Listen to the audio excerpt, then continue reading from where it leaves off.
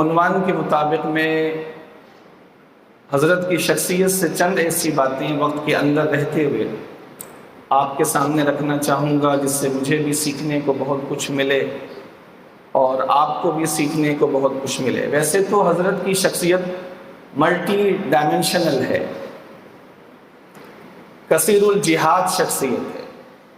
کوئی چیز ہوتی ہے، کوئی شخص ہوتا ہے، کسی ایک ڈائمینشن سے وہ اچھا لگتا ہے یا اس میں حسن کی کوئی ایک وجہ ہوتی ہے،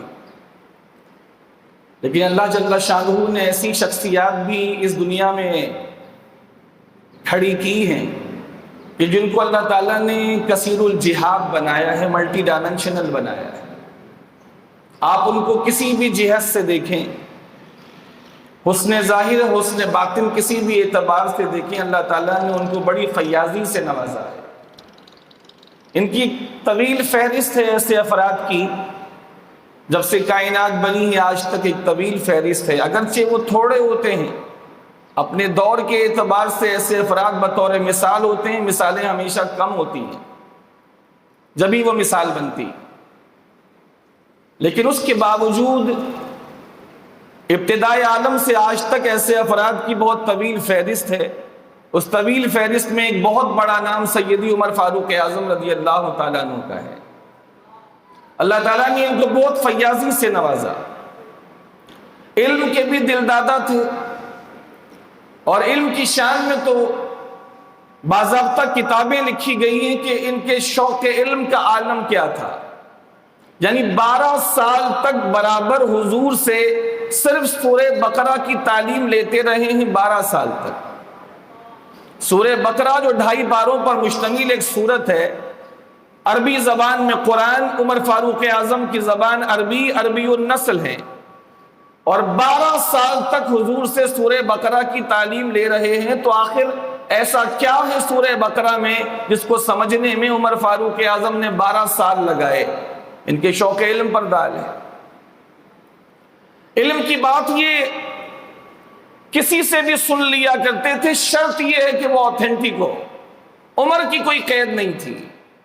عبداللہ ابن عباس عمر فاروق اعظم کے شاگرد ہیں، عبداللہ ابن مسعود عمر فاروق اعظم کے اجل شاگرد ہیں، یعنی اگر فقہ عمر اور فقہ عبداللہ ابن مسعود کو دیکھا جائے تو یہی کہا جاتا ہے کہ عبداللہ ابن مسعود کی فقہ بعینی ہی وہی ہے جو عمر فاروق اعظم کی فقہ ہے۔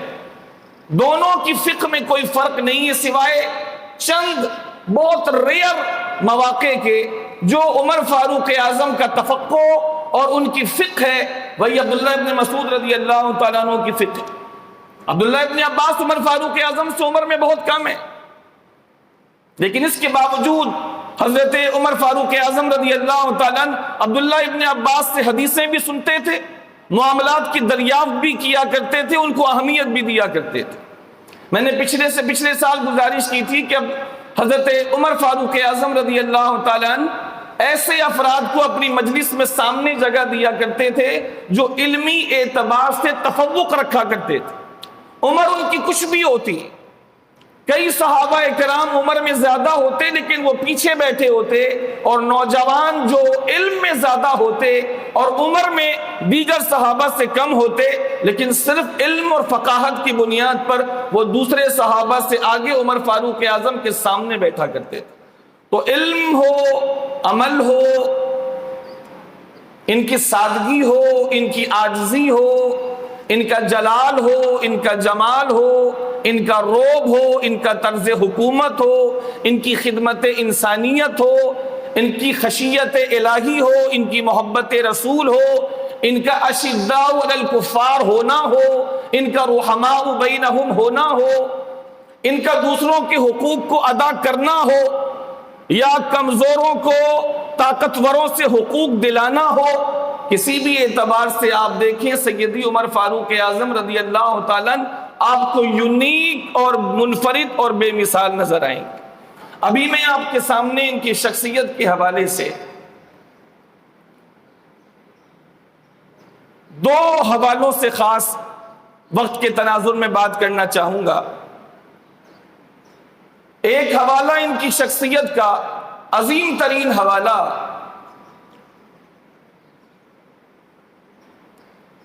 بہبود انسانیت کے لیے، فلاح انسانیت کے لیے کوشاں رہنا۔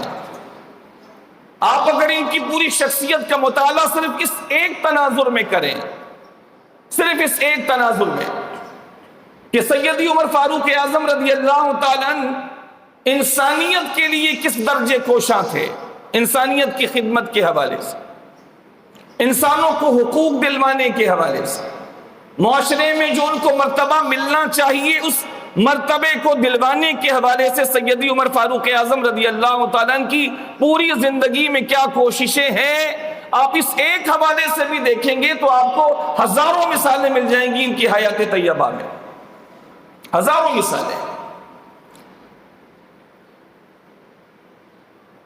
حضرت سیدی عمر فاروق اعظم رضی اللہ تعالیٰ عنہ صفوان بن امیہ رضی اللہ تعالیٰ عنہ کی دعوت پر ان کے یہاں تشریف لے گئے۔ یہ بالکل بھی اس بات کو برداشت نہیں کرتے تھے کہ لوگوں کو طبقات میں بانٹا جائے۔ ایک صاحب کو سنا تھا کہ اپنے کسی غلام کے ساتھ کچھ سخت کلامی کر رہے تھے، تو سیدی عمر فاروق اعظم نے اس موقع پر فرمایا تھا کہ ان کی ماں نے تو، ان کے والدین نے تو ان کو آزاد پیدا کیا تھا، تم لوگوں نے ان کو غلام بنا کے رکھا ہوا ہے۔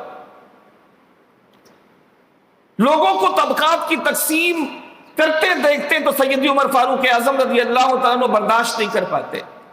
وہ یہ فرق دیکھنا نہیں چاہتے تھے کہ امراء میں اور غرباء میں فرق کیا جائے۔ وہ اس تمیز کو روا نہیں رکھتے تھے کہ غلاموں کو علیحدہ اور جو ان کے آقا ہیں ان کو علیحدہ اسٹیٹس دیا جائے۔ اسلام نے سبوں کو برابر کر دیا۔ اس نظریے کے بڑے شدت سے وہ داعی تھے اور اس کے نافذ کرنے والے بہت بڑے محرک تھے۔ چنانچہ صفوان بن امیہ نے ان کو دعوت دی، حضرت تشریف لے گئے۔ صفوان بن امیہ کے 4 غلاموں نے ایک بڑا برتن کھانے کا اٹھایا اور سیدی عمر فاروق اعظم کے پاس لے کر آئے۔ وہ پتھر کا ایک برتن تھا، جیسے آج بھی پتھر کے برتن گاؤں دیہات میں کئی علاقے جات میں مل جاتے ہیں، تو وہ پتھر کا بنا ہوا بڑا برتن، حضور کے بھی ایسے کچھ برتن تھے، بعض میں 4 افراد کھانا کھا سکتے تھے، بعض میں 10 افراد کھانا کھا سکتے تھے۔ ایسے برتنوں کے مختلف نام بھی جو حضور کے برتن تھے، اس زمانے میں یہ برتن زیادہ استعمال ہوتے تھے۔ تو 4 غلام وہ برتن لے کر اس میں کھانا، یہ عمر فاروق اعظم کے سامنے آئے اور کھانا رکھا۔ تو سیدی عمر فاروق اعظم رضی اللہ تعالیٰ نے ان غلاموں سے فرمایا کہ تم بھی بیٹھ جاؤ کھانا کھانے کے لیے۔ تو غلاموں نے معنی خیز نظروں سے ایک دوسرے کی طرف دیکھا اور آپس میں ایک دوسرے کی طرف دیکھنے کے بعد سیدی عمر فاروق اعظم سے کہا ہم بعد میں کھانا کھائیں گے۔ سیدی عمر فاروق اعظم نفسیات جاننے میں مہارت تامہ رکھتے تھے۔ انسان کو دیکھ کے سمجھ جایا کرتے تھے کہ اس کا ظاہر کچھ اور ہے اور باطن کچھ اور ہے، یا ظاہر اور باطن میں اتفاق ہے، یا ظاہر کچھ کہہ رہا ہے باطن میں کچھ اور ہے۔ نفسیات کی بہت زیادہ جاننے والے تھے، لہذا سیدی عمر فاروق اعظم رضی اللہ تعالیٰ ان کے انداز اور جواب سے بھانپ گئے کہ معاملہ کچھ اور ہے۔ اسی موقع پر عمر فاروق اعظم رضی اللہ تعالیٰ نے جلال بھرے انداز میں ارشاد فرمایا اللہ تعالیٰ تمہارے حال پہ رحم فرمائے، آج تک تم نے لوگوں کو طبقات میں بانٹ کے رکھا، ابھی تک تم لوگوں نے مختلف طبقات بنا رکھے، یعنی اشارہ یہ کرنا چاہ رہے تھے کہ غلام الگ کھائیں گے اور آقا الگ کھائیں گے، غلاموں میں آقاؤں میں فرق کیا جائے گا۔ حالانکہ اللہ کے نبی علیہ السلام نے غلاموں کو اپنے ساتھ اپنے دسترخوان پر بٹھایا، خود اپنے ہاتھوں سے نوالے اللہ کے نبی نے غلاموں کے منہوں میں داخل کیے، تو فرمایا اللہ تمہارے حال پہ رحم فرمائے، اب تک تم لوگ طبقات کی تقسیم میں پڑے ہو، اب تک تم لوگوں نے درجہ بندیاں کی ہوئی ہیں۔ اس جلال بھرے جملے کے بعد اب صفوان بن امیہ کے پاس کہنے کو کچھ نہیں تھا۔ صفوان بن امیہ ایک سردار کے بیٹے تھے، صحابی تھے، باپ صحابی نہ تھا، مسلمان نہ ہو سکا، لیکن صفوان بن امیہ کے اندر یہ بات آ گئی تھی، یہ فرق و تمیز ان کے اندر موجود تھی کہ غلام ہمارے ساتھ نہیں بیٹھا کریں گے یا نہیں بیٹھ سکتے۔ سیدی عمر فاروق اعظم رضی اللہ تعالیٰ نے اس فرمان کے بعد ان غلاموں سے فرمایا کہ آپ بھی ہمارے ساتھ بیٹھیں اور آپ بھی ہمارے ساتھ کھانا کھائیں گے۔ اب ان کے فرمانے کے بعد غلاموں کے پاس انکار کی کوئی گنجائش نہیں تھی، اسی دسترخوان پر اسی برتن سے جس سے عمر فاروق اعظم کھا رہے تھے، عمر فاروق اعظم کے ساتھ بیٹھ کر کے اس وقت کے غلام بھی کھانا کھا رہے۔ یہ تفریقات کے قائل نہیں تھے، اس قدر عاجزی اور انکساری پسند تھے کہ اس کی مثال نہیں ملتی، جس کے بدن کے کپڑے پر 12 پیون لگے ہوں۔ ایک صحابی فرماتے ہیں کہ میں نے سیدی عمر فاروق اعظم کو ایسے لباس میں دیکھا کہ وہ لوگوں کے درمیان موجود تھے، دین کا خطاب کر رہے تھے اور ان کے کپڑوں پر 12 پیون لگے ہوئے تھے، لوگوں کو اچھے کھانے کھلایا کرتے، لیکن خود وہ غذا استعمال کیا کرتے تھے جس پر بعض لوگوں کو اعتراض ہوتا تھا۔ موٹی روٹیاں، جو کی موٹی روٹیاں سرکے کے ساتھ استعمال کر لینا یا کسی تیل کے ساتھ استعمال کر لینا، لیکن لوگوں کے ساتھ خدمت انسانیت کرتے ہوئے ان کو اچھے کھانے کھلاتے۔ ایک وفد آیا جس میں 3 سے 4 افراد تھے، ان کو اچھے سے اچھا کھانا پیش کیا، گوشت بھی پیش کیا، مختلف چیزیں پیش کی، پتلی روٹی بنوائی ان کے لیے تاکہ ان کو تکلیف نہ ہو، اور پھر ان کے بعد ارشاد فرمانے لگے مجھے معلوم ہے کہ تم لوگوں کو میرے کھانوں پر اعتراض ہے جو میں کھاتا ہوں، مجھے معلوم ہے کہ تم لوگ مجھے اچھا کھانا کھاتے ہوئے دیکھنا چاہتے ہو، تم میں سے کچھ لوگ ہیں جو یہ کہتے ہیں کہ عمر اچھے کھانے کیوں نہیں کھاتے، عمر عمدہ لباس کیوں نہیں پہنتے۔ تو میں تمہیں بتا دوں کہ مجھے ان کھانوں کا ذائقہ معلوم ہے، مجھے پتا ہے کہ ان کھانوں کا ذائقہ کیا ہے، مجھے معلوم ہے کہ ان کھانوں میں کتنی لذت ہے، اور میں چاہوں تو تم سے اچھے کھانے کھا سکتا ہوں، اور میں چاہوں تو تم سے اچھے کپڑے پہن سکتا ہوں، لیکن میں یہ چاہتا ہوں کہ جس حال میں نے اپنے رسول کو اس دنیا سے رخصت کرتے ہوئے دیکھا ہے، میں چاہتا ہوں اسی طریقے پر چلتے ہوئے اپنے رب سے ملاقات کر سکوں۔ خدمت انسانیت لوگوں کو ان چیزوں پہ مجبور نہیں کرتے کہ تم بھی میری طرح کرنے پر مجبور ہو، ان کو اچھا پیش کرتے۔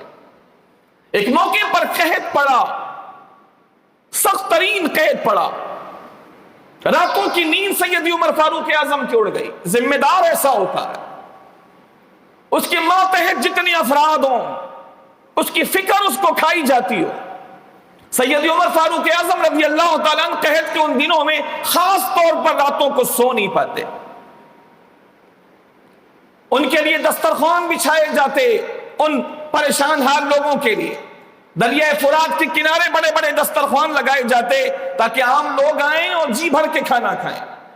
قحط کے ان دنوں میں سیدی عمر فاروق اعظم رضی اللہ تعالیٰ عنہ اپنے پیٹ کی آگ بجھانے کے لیے سوکھی روٹی اور کچھ تیل زیتون کا استعمال کیا کرتے، جس کی وجہ سے ان میں نقاہت آ گئی، کمزوری آ گئی، رنگ بھی پھیکا پڑنے لگا۔ تو کچھ لوگوں نے ان سے گزارش کی کہ سیدی آپ ہیں تو ہم ہیں، آپ رہیں گے تو ہم رہیں گے، آپ سلامت تو ہم سلامت، اگر آپ اس طرح اچھی خوراک نہ لیں گے اور آپ کو کچھ ہو گیا تو ہمارا پرسان حال کون ہوگا، ہمیں کون دیکھے گا۔ لہٰذا آپ سے گزارش یہ ہے کہ بیت المال سے کچھ شہد لے لیں، کچھ گھی لے لیں اور اچھی غذا استعمال کر لیں۔ تو سیدی عمر فاروق اعظم رضی اللہ تعالیٰ عنہ نے ساری دنیا کو یہ سمجھاتے ہوئے کہ ایک ذمہ دار کو کس سوچ کا حامل ہونا چاہیے، اس کے ماتحتوں کا کتنا خیال اس کے دل و دماغ میں ہونا چاہیے، سیدی عمر فاروق اعظم نے اس موقع پر مشورہ دینے والوں کو ارشاد فرمایا، ان کی خیر خواہی کی باتیں سننے کے بعد ارشاد فرمایا یہ بتاؤ کہ جتنے لوگ ہیں تم جس کھانے کا مجھے مشورہ دے رہے ہو، کیا یہی کھانا ان تمام افراد کو میسر آئے گا جو قحط سے متاثر ہیں؟ وہی کھانا جس کا تم مجھے مشورہ دے رہے؟ لوگوں نے کہا نہیں حضور، اس قدر مقدار میں تو وہ کھانا نہیں ہے کہ سبوں کو میسر آ سکے۔ تو سیدی عمر فاروق اعظم نے ارشاد فرمایا جب یہ کھانا سب کو میسر آنے لگے گا جس کا مشورہ تم مجھے دے رہے ہو، تو جب سب کھانے لگیں گے تو عمر بھی کھانے لگے گا، ابھی جو لوگ کھا رہے ہیں عمر بھی اسی کھانے پر گزارا کرے گا۔ یہ مینٹیلٹی واقعات ہم سنتے ہیں، اڈاپٹ کب کریں گے؟ ہمارا بھی تو کوئی ماتحت ہوگا کہ نہیں؟ ہر بڑے کے پاس کوئی چھوٹا ہے کہ نہیں؟ کوئی باپ ہے تو اس کی اولاد ہے کہ نہیں؟ کوئی کسی اور عہدے اور منصب پر ہے تو اس کا ماتحت ہے کہ نہیں؟ کسی بھی درجے میں اس کے ماتحت موجود ہیں کہ نہیں؟ کیا اس کی ذمہ داری نہیں بنتی کہ اپنے ماتحتوں کا خیال کرے؟ کیا اس کی سوچ نہیں بننی چاہیے؟ سیدی غوث اعظم جن کا ہم نام لیتے ہیں اور جن کے نام پر مر مٹنے کے لیے تیار ہیں، سیدی غوث اعظم سے سیکھیے کہ انہوں نے فاروق اعظم سے کیا سیکھا، کتنا درد ان کے سینے میں تھا اپنے ماننے والے اور چاہنے والوں کے لیے۔ فرماتے ہیں کہ میں اپنے شیخ کے کمرے سے کچھ آوازیں سنا کرتا، سمجھ نہیں آتی کہ آواز کیا تھی، تو میں نے شیخ سے پوچھا سیدی آپ کی کمرے سے کوئی خاص آواز آتی ہے، میں سمجھ نہیں پاتا کہ آپ کی وہ آواز کیا ہوتی ہے۔ تو شیخ نے ارشاد فرمایا کہ عبد القادر، میرے جتنے مرید ہیں میں ایک ایک مرید کے نام لے کر اس وقت تک نہیں سوتا جب تک ایک ایک مرید کا نام لے کر میں اس کے لیے اس دن تک کی مغفرت کی دعا اپنے رب سے نہ کر لوں۔ میں اپنے مریدوں کے نام لیتا اور ایک ایک کے نام لے کر کے میں رب سے اس کی بخشش کی دعا مانگتا ہوں۔ تو سیدی عبد القادر شیخ جیلانی رضی اللہ تعالیٰ عنہ نے اپنے شیخ سے ایک بات گزارش کی، اور گزارش کرتے ہوئے اس موقع پر عرض کیا کہ شیخ، اگر اللہ تعالیٰ نے عبد القادر کو کوئی مرتبہ دیا تو میں کچھ اور کرنے کا ارادہ رکھتا ہوں۔ تو شیخ نے پوچھا کہ تم کیا کرو گے؟ کہا اگر اللہ نے مجھے کوئی مرتبہ دیا تو میں رب سے یہ وعدہ لوں گا کہ عبد القادر اس وقت تک جنت میں قدم نہیں رکھے گا جب تک اپنے تمام مریدوں کو جنت میں داخل نہ کروائے۔ یہ ایک سوچ ہوتی ہے، اپنے ماتحتوں کے لیے ایک سوچ کا ہونا کہ میں ذمہ دار بنایا گیا ہوں، مجھ سے میرے ماتحتوں کے بارے میں پوچھا جائے گا۔ عمر فاروق اعظم کا یہ جملہ ساری دنیا میں عام ہے، شاید ہی کوئی شخص ہوگا جو اس جملے سے ناواقف ہوگا کہ حضرت نے ارشاد فرمایا کہ دریائے فرات کے کنارے اگر ایک بکری کا بچہ بھی پیاس سے مر گیا تو عمر ڈرتا ہے کہ اللہ عمر سے اس بارے میں سوال نہ کر لے۔ یہ ایک جملہ نہیں، پوری سوچ کی عکاسی ہے۔ انسان اپنی باتوں سے پہچانا جاتا ہے۔ ایک بہت بڑے سمجھدار کا قول ہے، بات کر، خاموش نہ رہے، بول، میں بتاؤں گا کہ تو کیا ہے۔ انسان کی باتیں بتاتی ہیں وہ کیا ہے۔ انسان کی باتوں سے اس کی سوچوں کا اندازہ ہوتا ہے، اس کے مافی ضمیر کا اندازہ ہوتا ہے۔ انٹرویو کیوں لیا جاتا ہے؟ انٹرویو کا معنی کیا ہے؟ مافی ضمیر کا اظہار، کہ آپ کے مافی ضمیر کیا ہے، آپ کے اندر کیا چل رہا ہے۔ وہ باتیں بتاتی ہیں کہ آپ کے اندر کیا ہے۔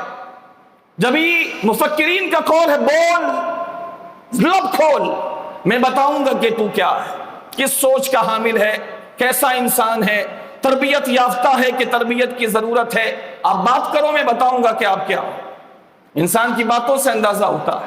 سیدی عمر فاروق اعظم کے اس طرح کے ہزاروں جملے ہیں، ان میں سے یہ ایک جملہ ضرب المثل ہے کہ اگر دریائے فرات کے کنارے، یعنی دریائے فرات کا خاص ذکر فرمایا، حالانکہ لبے دریا اگر بکری مر رہی ہے تو اس میں عمر کا کیا قصور ہے؟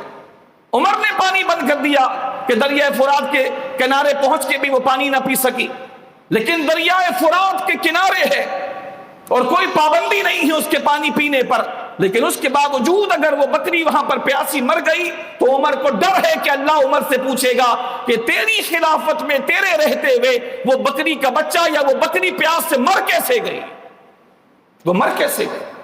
یہ جملہ ان کی پوری شخصیت کا عکاس ہے، ان کی سوچوں کا عکاس ہے کہ حضرت کی سوچ کیا تھی۔ راتوں کو گشت کرنا، نیند کس کو پیاری نہیں ہوتی۔ وَجَعَلْنَا اللَّيْلَ لِبَاسًا وَجَعَلْنَا نَوْمَكُمْ سُبَاتًا، ہم نے رات کو لباس بنایا یعنی آرام کے لیے، ہم نے نیند کو تمہارے سکون کے لیے بنایا کہ تم سو تو تمہیں سکون آئے۔ کس کو رات کی نیند اچھی نہیں لگتی، لیکن رات کی نیند کو قربان کرنا، اور بھی کئی افراد ہیں۔ امام زین العابدین رضی اللہ تعالیٰ عنہ بھی راتوں کو جاگا کرتے اور لوگوں کے گھروں میں خاموشی سے راشن پہنچایا کرتے، لیکن اس اعتبار سے جتنی شہرت اور جس تواتر کے ساتھ اور جس کثرت کے ساتھ سیدی عمر فاروق اعظم کا یہ واقعہ ملتا ہے، اس تواتر سے دوسروں کا بہت کم ملتا ہے۔ راتوں کو گشت کرنا ان کے معمولات میں سے تھا، ایک نہیں 20 واقعات۔ کبھی گشت کے دوران وہ بھوکے بچے اور اس کی ماں، کبھی وہ ملتے ہیں تو عمر فاروق اعظم ان کی فریاد رسی فرماتے ہیں۔ کبھی گشت کے دوران اجنبی ملتا ہے اپنی بیوی کے ساتھ جو درد ذہن میں مبتلا ہے، اور کوئی اس عورت کے ساتھ نہیں جو اس کے درد کا، اس کی تکلیف کا ازالہ کر سکے یا اس موقع پر اس کا ساتھ دے سکے، تو اس گشت کے دوران عمر فاروق اعظم پر یہ انکشاف ہوتا ہے، تو اس مسئلے کے حل کے لیے اپنی زوجہ محترمہ کو رات اٹھا کر ان سے فرماتے ہیں کہ ایک نیکی ہے، کرنے کا ارادہ ہے، گزارش کرتی ہاں کیوں نہیں، میں تیار ہوں۔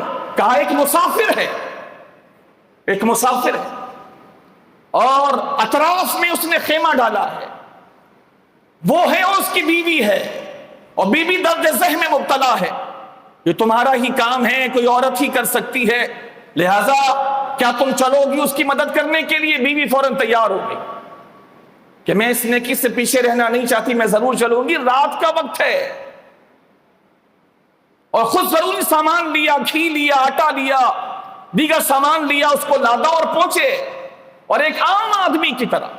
آج ہمارے یہاں کوئی تھوڑا سا کام کر لے تو اپنے تعارف کے لیے پریشان ہو جاتا، اندر سے اتنی بے چینی ہوتی ہے کہ کسی کروٹ اس کو سکون نہیں آتا کہ کسی کو پتا تو چلے کہ میں آیا ہوں آپ کے دروازے پر۔ سیدی عمر فاروق اعظم نے کوئی تعارف نہیں کروایا اس اجنبی شخص سے، اپنی زوجہ کو اس کے خیمے میں بھیجا اور خود اس شخص کے ساتھ بیٹھ کر اس کا دل بہلانے لگے۔ کون ہے ایسا کرنے والا؟ صرف وہی کر سکتا ہے جس میں خدمت انسانیت کا جذبہ آسمانوں کو چھو رہا ہو، یہ وہی کر سکتا ہے جو اللہ سے ڈرتا ہو، اس طرح کے جملے وہی بول سکتا ہے جس کے دل میں اللہ کا خوف ہو۔ وَأَمَّا مَنْ خَافَ مَقَامَ رَبِّهِ، جو اس کا صحیح عامل ہوگا وہی اس طرح کے جملے ادا کر سکتا ہے کہ دریائے فرات کنارے اگر بکری کا بچہ مر جائے، وہی ایسا ہو سکتا ہے کہ اپنی رعایا کی فکر میں راتوں کو جاگے، وہی ایسا ہو سکتا ہے کہ دروازے پہ کسی دربان کو بیٹھنے نہ دے، وہی ایسا ہو سکتا ہے کہ وہ کہے کہ میرا دروازہ ہر ایک کے لیے ہر وقت کھلا ہے، لہذا کسی کو بھی روکنے کی اجازت نہیں ہے کہ کسی کو روکا جا سکے۔ رات کو اس پہر میں زوجہ کو لے کر گئے، وہ اندر گئیں ان کی مدد کرنے کے لیے، اور پھر سیدی عمر فاروق اعظم ایک عام آدمی کی طرح اس اجنبی کے ساتھ بیٹھ گئے جس سے کوئی سابقہ تعارف بھی نہیں تھا۔ آج ہم انجانتے لوگوں کے ساتھ بیٹھنا بھی پسند نہیں کرتے، بات کرنا پسند نہیں کرتے، کسی انجانتے آدمی کی مدد کرنا پسند نہیں کرتے۔ آج تیل بھی اسی کے سر پہ لگایا جاتا ہے جس کے سر پہ پہلے سے تیل موجود ہوتا ہے، ہم تو اس چیز کے عادی بن چکے ہیں، جبکہ سیدی فاروق اعظم ہر ایک کو نفع پہنچانے کے قائل تھے کہ نفع پہنچایا جائے، اس لیے کہ اللہ کے حبیب کا فرمان ہے خیر الناس من ينفع الناس، لوگوں میں سب سے بہتر وہ ہے جو لوگوں کو زیادہ نفع پہنچانے والا ہے۔ لہذا ایک عام آدمی کی طرح اس اجنبی کے پاس بیٹھ کر اس کا دل بہلانے لگے، وہ بہت پریشان تھا، اس نے باتوں باتوں میں کہا اللہ عمر پر رحم فرمائے، عمر کو کیا پتا ہوگا کہ اس رات کے سناٹے میں اور اس ویرانے میں ایک اجنبی اپنی بیوی کے ساتھ اس تکلیف کی کیفیت میں مبتلا ہوگا، اللہ عمر پہ رحم فرمائے، عمر کو کیا پتا ہوگا۔ اور عمر فاروق اعظم اس کے پہلو میں بیٹھے ہیں، لیکن ابھی بھی اپنا تعارف نہیں کروا رہے کہ میں ہی عمر ہوں جو تیری مدد کے لیے تیرے ساتھ ایک عام آدمی کی طرح بیٹھا ہے، جس عمر کی تو بات کر رہا ہے وہ عمر تیرے سامنے ہے۔ اتنا ظرف انہی لوگوں کا ہو سکتا ہے جن کی اللہ کے نبی نے تربیت فرمائی ہو۔ عمر کا ظرف ایسا تھا کہ اپنے بارے میں سننے کے باوجود خاموش ہیں، نہ بتاتے شاید آخر تک، اگر خیمے کے اندر سے آواز نہ آتی، اندر بی بی صاحبہ اس خاتون کی مدد کے لیے موجود ہیں اور اندر سے آواز دیتی ہیں امیر المومنین، امیر المومنین اپنے بھائی کو خبر دیجئے، اس شخص کو خبر دیجئے کہ خوشخبری ہے، اللہ تعالیٰ نے اس کو بیٹے کی نعمت عطا فرمائی۔ جب امیر المومنین کا لفظ حضرت عمر فاروق اعظم کی زوجہ نے استعمال کیا، تب اس اجنبی کو پتا چلا کہ اتنی دیر سے جو ایک عام آدمی کی طرح عام آدمی کی شکل میں میرے ساتھ بیٹھا ہے، جو رات کی تنہائی میں اپنی بیوی کو لے کر میری بیوی کی مدد کے لیے آیا ہے، جو سامان مدد کے لیے ساتھ اپنے کاندھے پر اٹھا کر لے کر آیا ہے، جس کی بیوی اندر میری بیوی کی مدد کر رہی ہے، اور جس کا شوہر عمر میرے ساتھ بیٹھ کر میرا دل اتنی دیر سے بہلا رہا ہے کہ مجھے زیادہ آزمائش محسوس نہ ہو، وہ امیر المومنین عمر خود میرے ساتھ ہے۔ سننا تھا تو اس کی حیرت کی انتہا نہ رہی، لیکن آپ کیا سمجھتے ہیں کہ اس کے بعد عمر فاروق اعظم نے اپنا احسان جتایا ہوگا؟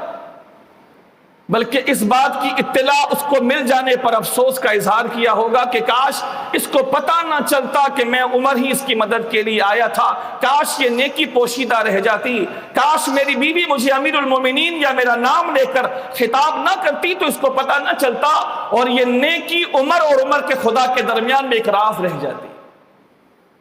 یہ میں اور آپ ہیں، یہ میں اور آپ ہیں جو اللہ اپنی توفیق سے کوئی پوشیدہ نیکی کروا بھی لے تو ہمیں حیضہ شروع ہو جاتا ہے بتانے کے لیے، حیضہ شروع ہو جاتا ہے کہ کسی طرح سامنے والے کو پتا چلے کہ میں نے اتنی بڑی نیکی کی۔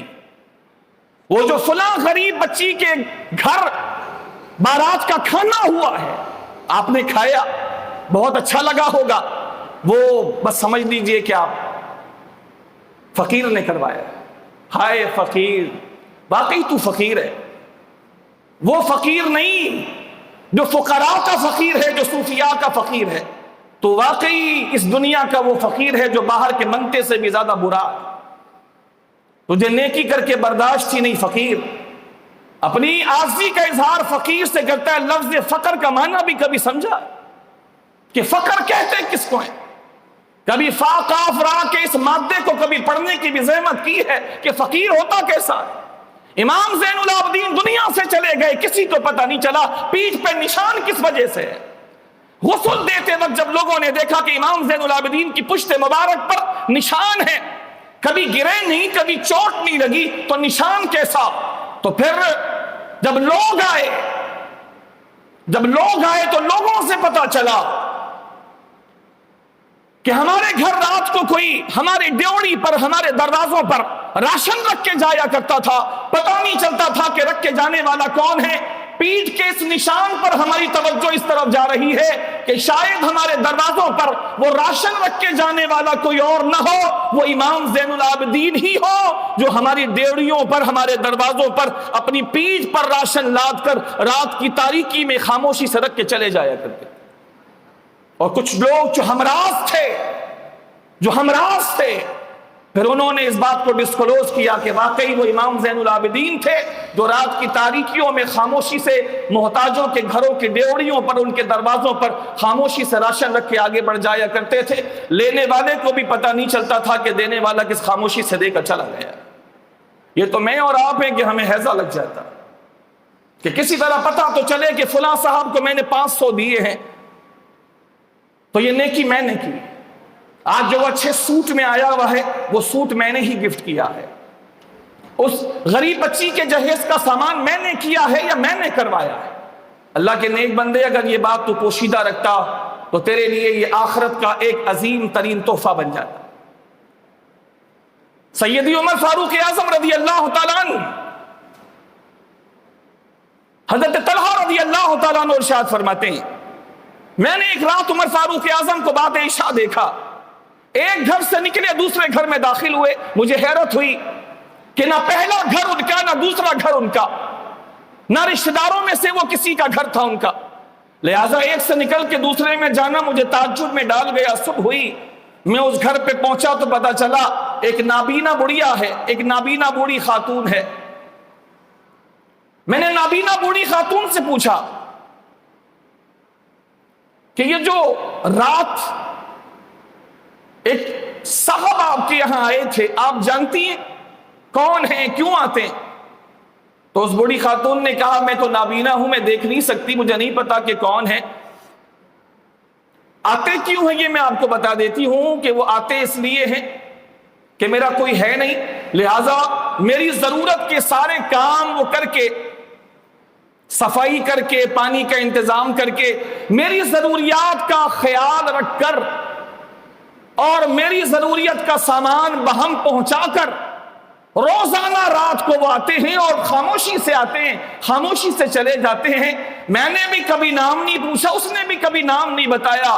سبحان اللہ العظیم۔ اس وقت حضرت طلحہ رضی اللہ تعالیٰ نے ارشاد فرماتے ہیں، مائی تجھے خبر بھی ہے کہ کون آ کے تیرے گھر کے کام اتنی خاموشی سے کر کے چلا جاتا ہے، اور جس نے آج تک تجھے اپنا نام بھی نہیں بتایا وہ امیر المومنین عمر فاروق اعظم ہیں، جو خاموشی سے تیرے گھر کے کام کر کے چلے جاتے ہیں۔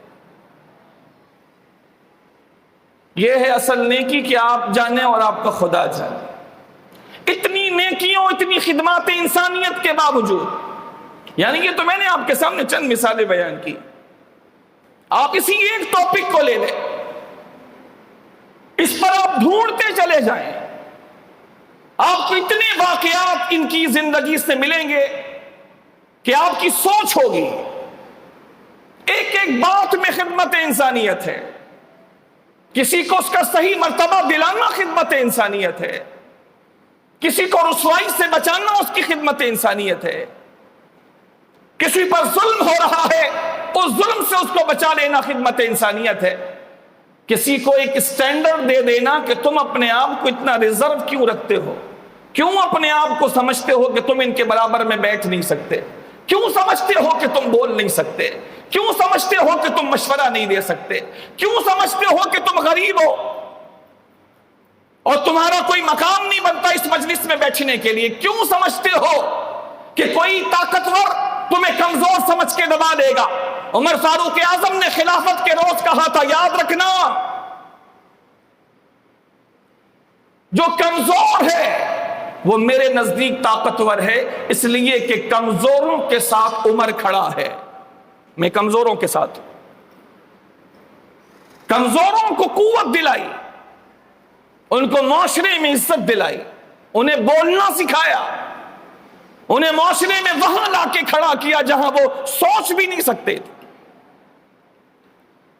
لہذا سیدی عمر فاروق اعظم رضی اللہ تعالیٰ عنہ کی حیات طیبہ کو صرف میرلی یوں پڑھ کے گزر جانے کا نہیں ہے، سوچنے کا ہے، غور کرنے کا ہے کہ اللہ جل شانہ نے اس شخصیت عالی کو کس فیاضی سے، بے شمار خوبیوں سے نوازا تھا۔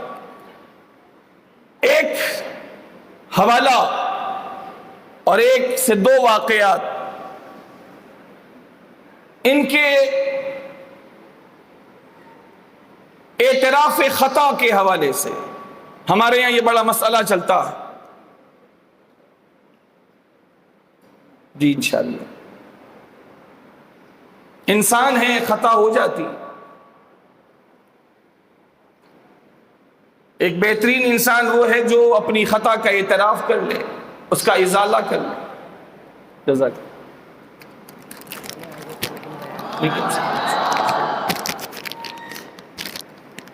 ایک بہترین انسان یہ ہے کہ وہ اپنی خطا کا اعتراف کر لے، اور یہ چیز بھی خدا کی قسم ہمیں سیدی عمر فاروق اعظم کی شخصیت میں بدرجہ کمال دیکھنے کو ملی۔ اعتراف خطا، غلطی ہو گئی، غلطی ہو گئی، اور برسرعام یہ آپ کو اور مجھے سیکھنے کی اس کی بھی بہت ضرورت ہے۔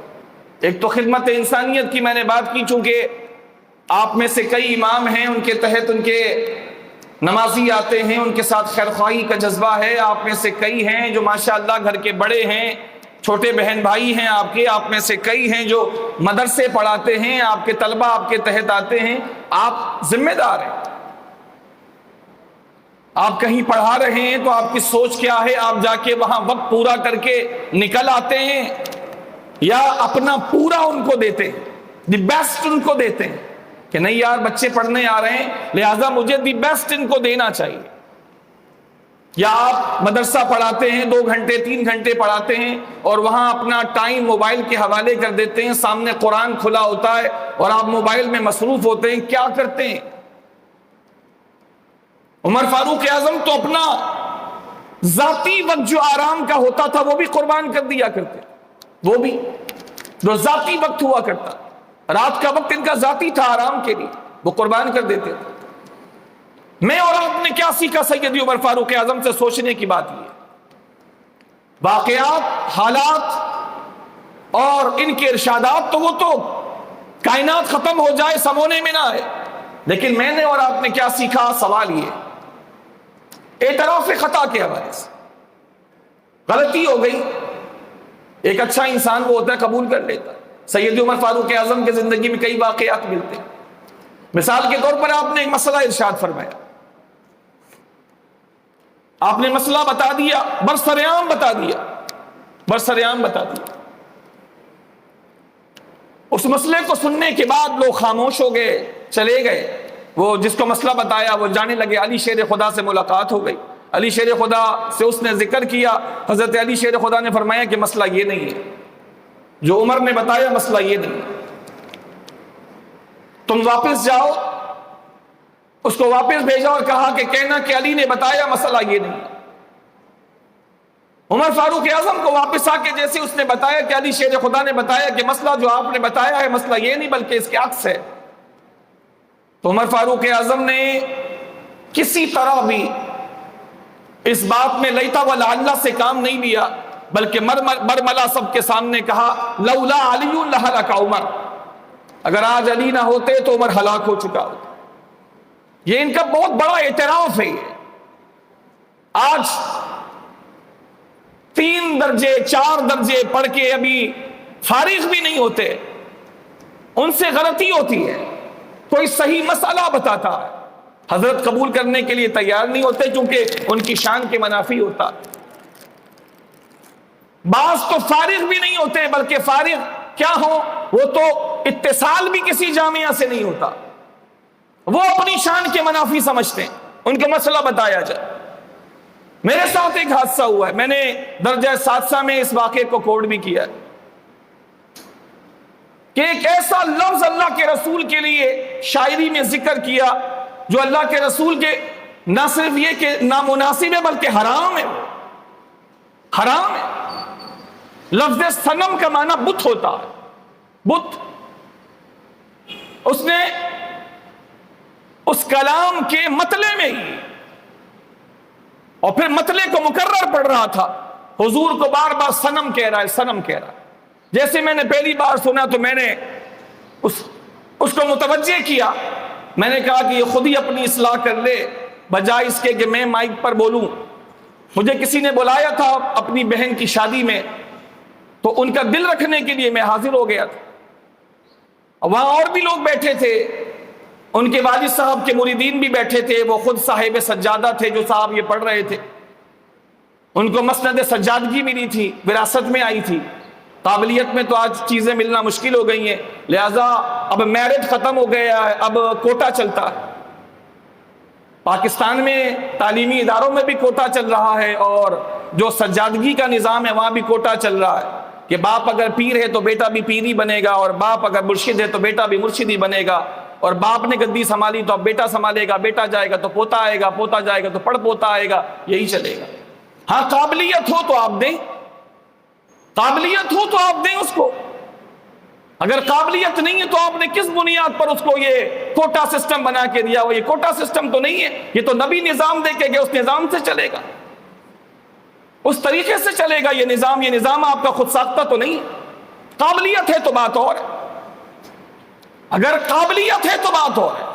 اب میں اس کی قابلیت آپ کے سامنے شو کر رہا ہوں کہ وہ اشعار میں حضور کو صنم کہہ رہا ہے، میں نے چاہا کہ یہ خود اپنی اصلاح اپنی زبان سے کر دے کہ مجھ سے غلطی ہو گئی ہے، تو یہ زیادہ بہتر ہوگا بجائے اس کے کہ میں مائک لے کر کے بولوں کہ جناب نے جو پڑھا ہے یہ حرام ہے۔ حضور کو صنم نہیں کہہ سکتے، لا تقولوا رائنا سے یہ ثابت ہے کہ صنم نہیں کہہ سکتے۔ اس کے ضمن میں کئی آیتیں اور احادیث آ جائیں گی، صنم نہیں کہہ سکتے، فتویٰ اس پر موجود ہے، پورا فتویٰ لفظ صنم کے حوالے سے موجود ہے کہ حضور کو صنم کہہ سکتے نہیں کہہ سکتے۔ میں نے اس کو سائڈ میں بلایا، بڑی عزت سے میں نے اسٹیج پر کہا کہ جناب آپ نے جو لفظ صنم میرے محبوب کے لیے استعمال کیا ہے، یہ لفظ صنم استعمال کرنا حرام ہے، آپ سے میں گزارش کرتا ہوں کہ آپ مائک پر اظہار کر دیں کہ مجھ سے غلطی ہو گئی۔ آپ جانتے ہیں اس کا جواب کیا تھا؟ وہ چاہتا تو مجھ سے قرآن پوچھ لیتا، وہ چاہتا تو مجھ سے حدیث پوچھ لیتا، وہ چاہتا تو اپنے قول کی تائید میں قرآن پیش کر دیتا، حدیث پیش کر دیتا، اگر کچھ ہوتا تو وہ پیش کر دیتا۔ اس نے میری بات ماننے کے بجائے جانتے ہیں کیا کہا؟ اس نے کہا کہ ایک بزرگ کا کلام ہے، ایک بزرگ کا کلام ہے۔ تو بزرگ بوڑھے کو بھی کہتے ہیں، ہمارے یہاں کہتے ہیں ایک بزرگ نے فرمایا، تو ہمارے یہاں بزرگ کا معنی اٹھا کے دیکھ لو، بوڑھے کو بھی بزرگ کہتے ہیں۔ ہر بزرگ غوث اعظم نہیں ہوتے، یہ بزرگ کا لفظ سٹیائے ہوئے بوڑھے پر بھی بولا جاتا ہے۔ تو انہوں نے کہا کہ ایک بزرگ کا کلام ہے، تو میں نے کہا کہ آپ ذرا بزرگ کا نام بتائیں گے؟ تو نام نہیں بتایا، اس نے غصے میں میرے سے منہ پھیر لیا۔ خیر مجھے اس نے جو بھی بولا مجھے اس کی نہیں ہے، اس نے اسٹیج پہ ہی مجھے 2 باتیں سنا دی، اور جاتے ہوئے جس نے مجھے بلایا تو اس کو بھی 2 باتیں سنا دی کہ کیسے کیسے لوگوں کو تم لوگ بلا لے، تو خیر مجھے اس کا ملال نہیں ہے۔ پھر جو صاحب خانہ تھے انہوں نے کہا کہ یہ آپ اگر اجازت دیں تو فلاں صاحب آئے ہوئے ہیں، وہ مفتی صاحب کے صاحبزادے ہیں، ان سے دعا کروا لیں۔ میں نے کہا کروا لیں، مجھے کوئی اعتراض نہیں، دعا کروا لی۔ مفتی صاحب کے صاحبزادے نے بھی اس لفظ پہ کچھ نہیں بولا۔ میرے برابر میں قاری صاحب تھے، وہ قاری صاحب میری تائید میں کھڑے تھے کہ جی استاد صاحب آپ بالکل صحیح بول رہے ہیں، اس نے بالکل غلط لفظ استعمال کیا۔ اچھا جب دعا ہو گئی تو میں نے پھر اس بندے نے جس نے مجھے بلایا تھا، جس کی بہن کی شادی تھی، میں نے اس کو بولا ذرا دیر کے لیے مجھے مائک دے دے، اس لیے کہ اب بنتا تھا۔ میں نے تو اس کی عزت رکھنی چاہیے کہ خود اپنی زبان سے بول دے مجھ سے غلطی ہو گئی، تو اتنا بڑا توپ تو نہیں ہے کہ بول نہیں سکتا۔ سید عمر فاروق اعظم اپنی خطا کا اظہار کر رہے ہیں کہ مجھ سے غلطی ہو گئی، مسئلہ وہی صحیح ہے جو علی نے بتایا، مجھ سے غلطی ہو گئی۔ ایک بوڑھی خاتون نے عمر فاروق اعظم کو، ایک عورت نے ٹوک دیا۔ جب عمر فاروق اعظم نے کہا مہر کی مقدار اتنی سے زیادہ نہیں ہونی چاہیے، تو ایک بوڑھی عورت نے کہا کہ آپ نے یہ مسئلہ صحیح نہیں بتایا۔ عمر فاروق اعظم نے پوچھا کیسے؟ عمر فاروق اعظم ایسے کسی کی بات قبول نہیں کرتے، قبول کرنی بھی نہیں چاہیے، ان کے سامنے تگڑی دلیل ہونی چاہیے، تگڑی دلیل ہونی چاہیے۔ اگر کوئی حدیث بھی کوٹ کرتا تو عمر فاروق اعظم گواہ مانگتے کہ تو بتا کہ تو نے یہ حدیث اللہ کے رسول سے سنی ہے۔ آپ نے یہ واقعہ مشکات المصابیح میں یہ واقعہ پڑھا ہوگا کہ ایک صحابی نے کوٹ کیا کہ اللہ کے نبی نے فرمایا جو 3 مرتبہ دستک دے اور دروازہ نہ کھولے تو واپس چلا جائے۔ تو عمر فاروق اعظم نے کہا اس پر مجھے گواہ چاہیے ورنہ میں تجھے سزا دوں گا۔ پھر وہ گواہی لے کر آئے تھے۔ تو تگڑی دلیل ہونی چاہیے۔ اس خاتون نے سامنے سے قرآن پڑھ دیا کہ اللہ تو فرما رہا ہے کہ کوئی اگر مہر میں پہاڑ برابر بھی اگر کوئی مال دے دے اپنی بیوی کو تو اس کی اجازت ہے۔ اللہ تو فرمائے جتنا چاہے مہر رکھ دو، اور آپ فرما رہے اتنی مقدار ہونی چاہیے۔ سب کے سامنے عمر فاروق اعظم نے برملا اعلان کیا، عورت نے صحیح کہا، اس مرد سے غلطی ہو گئی، میرے سے غلطی ہو گئی۔ ایسے کئی آپ کو ملیں گے جس میں عمر فاروق اعظم کو رجوع ثابت ہے، رجوع ثابت۔ امام اعظم ابو حنیفہ کا رجوع ثابت ہے کئی موقف میں، تو اس سے کیا ہو گیا؟ عزت کم ہو جاتی۔ اب میرا بنتا تھا کہ جب میں نے اس کی عزت رکھنی چاہی کہ میرے بھائی آپ اپنی زبان سے بول دو کہ حضور کے لیے لفظ صنم غلط نکل گیا۔ اس نے نہیں بولا بلکہ غصے کا اظہار کیا۔ مفتی صاحب کے بیٹے نے بھی کچھ نہیں کہا، تو میری ذمہ داری بنتی تھی، میں نے کہا مائک ذرا دیجئے گا۔ تو اس لڑکی کے بھائی نے کہا، جس کی شادی تھی، اس کے بھائی نے کہا استاد صاحب آپ اسی معاملے پر بات کریں گے مائک پر؟ میں نے کہا میں اسی معاملے پر بات کروں گا۔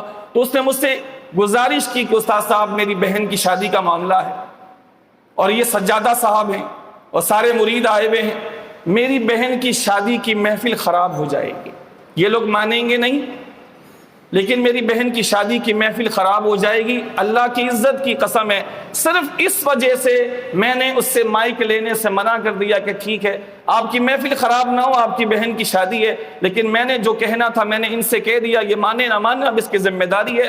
لیکن لوگ بھی بڑے عجیب قسم کے ہیں کہ ان کو قرآن بھی پڑھ کے سنایا جائے گا تو قبول نہیں کریں گے، سجادہ صاحب قبول نہیں کر رہے تو باقی شہزادے جو بیٹھے ہیں وہ کیا قبول کریں گے؟ عمر فاروق اعظم کی طبیعت نہیں۔ اگر کسی نے ثابت کر دیا کہ مسئلہ یوں نہیں بلکہ یوں ہے، عمر فاروق اعظم برملا اعتراف کیا کرتے تھے۔ 12 بج چکے ہیں، بلکہ 12:04 ہو گئے۔ اللہ تعالی ہمیں عمر فاروق اعظم کی شخصیت سے پوری طرح مستنیر ہونے، استفادہ کرنے، استفاضہ کرنے کی توفیق عطا فرمائے۔ ان کی شخصیت کو پڑھنے اور سمجھنے کی توفیق عطا فرمائے۔ اللہ تعالیٰ نے ان کو جیسا درد امت کا دیا تھا اور خدمت انسانیت کا جیسا ملکہ اللہ نے ان کو عطا فرمایا تھا، اللہ ان کے صدقے ہمیں بھی عطا فرمائے، احساس عطا فرمائے۔ ان کا یہ جملہ کہ اگر دریائے فرات کنارے ایک بکری بھی پیاس سے مر گئی تو عمر ڈرتا ہے کہ اللہ عمر سے اس بارے میں سوال نہ کرے۔ یہ بچوں کو جمع کر کے کہا کرتے تھے بچوں ایک کام کرو، بچے کہتے لبیک، تو عمر فاروق اعظم کہا کرتے تھے سب مل کے دعا کرو کہ اللہ عمر کی مغفرت فرما دے۔ وَأَمَّا مَنْ خَافَ مَقَامَ رَبِّي وَنَهَى النَّفْسَ عَنِ الْهَوَىٰ فَإِنَّ الْجَنَّةَ هِيَ الْمَأْوَىٰ۔ یہ آیت خود اس بات پر دال ہے کہ اس صفت سے موصوف بندہ اس کا ٹھکانہ جنت ہے، اور ہمارا یقین اور ایمان ہے، قطعی ایمان ہے کہ اللہ کے حبیب کے فرمان کی روشنی میں، اس آیت کے ضمن کی روشنی میں، اللہ کے حبیب کی بار بار بشارت دینے کی روشنی میں عمر فاروق اعظم رضی اللہ تعالیٰ عنہ آج جنت میں اللہ کی نعمتوں سے لطف اندوز ہو رہے ہیں۔ اللہ تعالیٰ ان کو درجات کی مزید بلندیاں عطا فرمائے، ہمیں ان کے نقش قدم پہ چلنے کی توفیق عطا فرمائے، ہمارے ادارے کو اللہ تعالیٰ دن 25ویں رات 26ویں ترقیاں عطا فرمائے۔ آج